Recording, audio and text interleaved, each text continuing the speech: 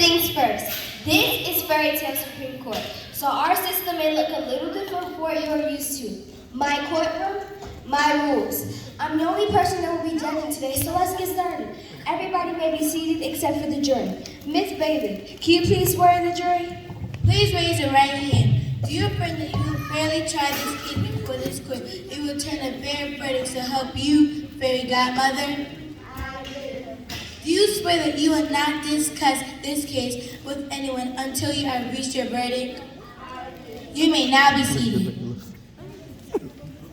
Members of the jury, your duty today will be to determine whether the defendant is guilty or not guilty based on only facts and evidence provided in this case. The prosecution has the burden of proving the defendant's guilt beyond a reasonable doubt.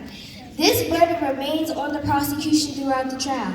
The prosecution must prove that the crime was committed and that the defendant is the person that committed the crime. However, if you are not satisfied with the defendant's guilt to that extent, then reasonable doubt exists and the defendant must be found not guilty.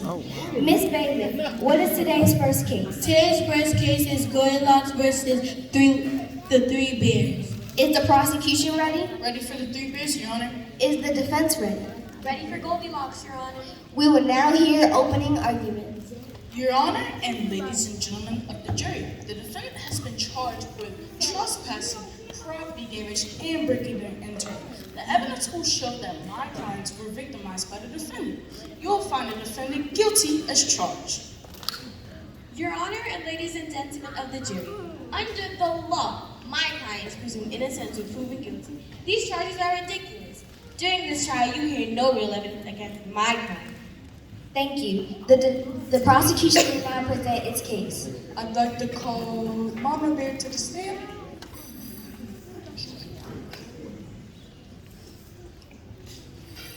Please state your first and last name. Mama Bear. Your last name, please. B-E-A-R.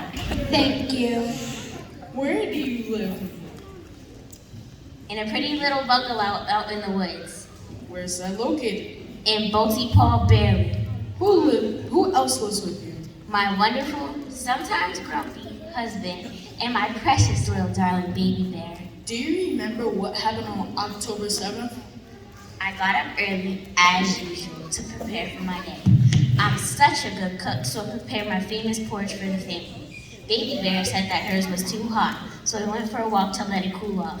When we returned home, we noticed our doors unlocked and some of our property was damaged. Describe for the court what you saw.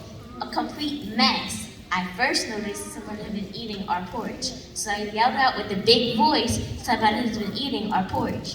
Baby Bear's was completely gone and her favorite chair was broken into pieces, and she was sleeping in Baby Bear's bed. Mama Bear, you did not invite her to your home, did you? No, sir, I did not. I don't know that child. And does this bowl look familiar? Yes, it does. That's Baby Bear's favorite bowl. Your Honor, may I enter Exhibit A as evidence? Yes, you may. I have no further questions. Thank you. You may step down. The prosecution may call its next witness to the stand. I'd like to call Papa Bear to the stand.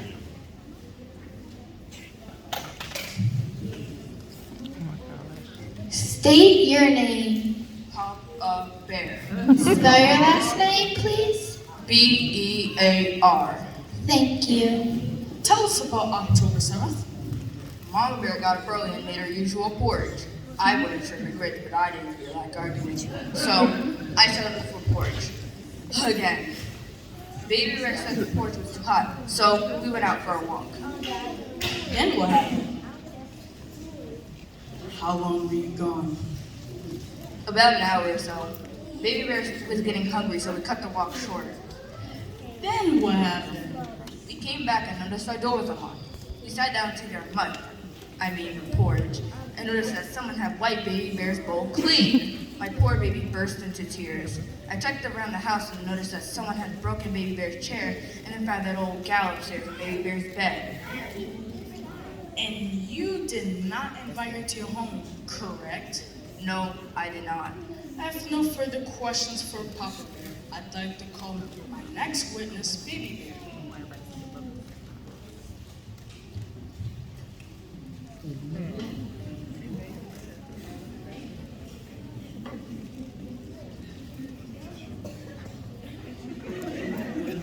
I know you will say my name and spell it Baby Bear.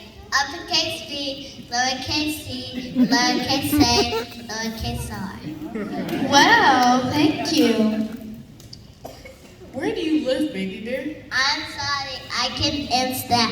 Mama and Papa told me never let strangers know where I live. It's okay, Baby Bear. Mama and Papa, it's okay. In Baltimore, Maryland, with my parents. Do you remember what happened on October 7th? Yes, I went for a walk with my parents because my porch was too hot. When we come back, my porch was gone, my favorite chair was broken, and she was sleeping in my bed.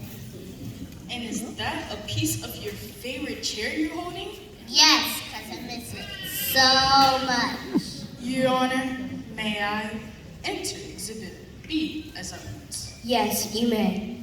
Thank you, Your Honor. I have no further questions and the prosecution rests. Thank you. The defense may now present its case. I'd like to call my client.